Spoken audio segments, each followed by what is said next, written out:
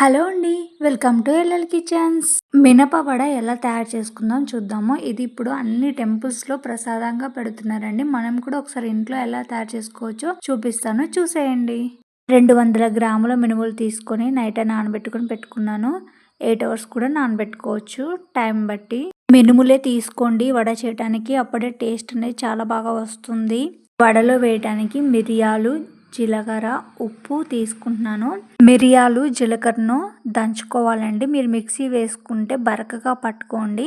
బరకగా పట్టుకుంటేనే మనకు తినేటప్పుడు మధ్య మధ్యలో తగిలి టేస్ట్ అనేది చాలా బాగుంటుంది. నేను ఇలా రోట్లో దంచుకున్నాను. మీరు రోట్లో దంచుకోవడానికి ట్రై చేయండి. ఈ పొడులను దంచుకున్న తర్వాత మనం నైట్ నానబెట్టి పెట్టుకున్న మినుములని 2-3 సార్లు బాగా వాష్ చేసుకోవాలి.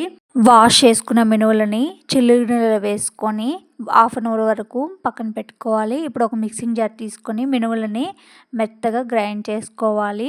వాటర్ ఏమీ లేకుండా, వాటర్ వేయకుండా పట్టుకుంటే పిండి అనేది చాలా గట్టిగా వస్తుంది. వాటర్ ఏమీ యాడ్ చేయం కాబట్టి మినపప్పు అనేది అంత మెత్తగా లేకపోయినా కొంచెం బరగ్గానే ఉంటుంది.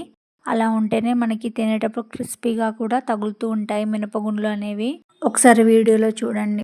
గ్రైండ్ చేసుకున్న పిండిలోకి మిరియాల పొడి, జీలకర్ర పొడి, ఉప్పు వేసుకుంటున్నాను. మీకు నచ్చితే కొంచెం ఇంగు కూడా వేసుకోండి. నేనైతే వేసుకోవట్లేదు.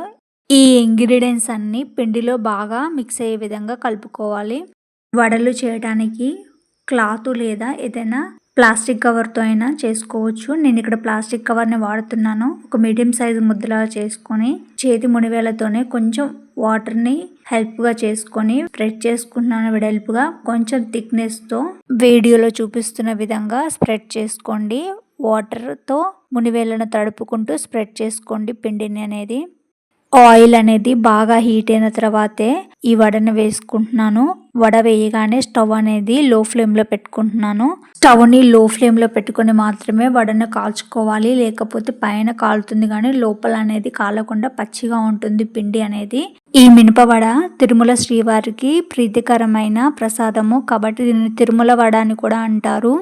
వడ కాలడానికి మనకి 20 నిమిషాల వరకు టైం పడుతుంది. లో ఫ్లేమ్లోనే పెట్టుకోండి. అప్పుడే టేస్ట్ అనేది కూడా చాలా బాగా వస్తుంది. ఒక వడ తీసిన తర్వాత ఇంకొక వడ వేసేటప్పుడు దాన్ని ఒత్తుకునే ప్రాసెస్లో ఫ్లేమ్ని హైలో పెట్టుకోండి. తర్వాత వడ వేసిన తర్వాత లో ఫ్లేమ్లోకి పెట్టుకోండి. ఇది మాత్రం చాలా ఇంపార్టెంట్. లో ఫ్లేమ్లోనే కాల్చుకోండి వడ అనేది.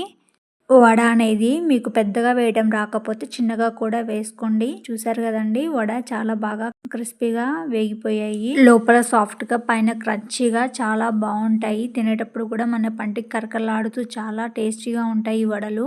మీరు కూడా ఒకసారి ట్రై చేసి టేస్ట్ ఎలా ఉందో కామెంట్ సెక్షన్లో చెప్పండి. Like and share and subscribe to my channel.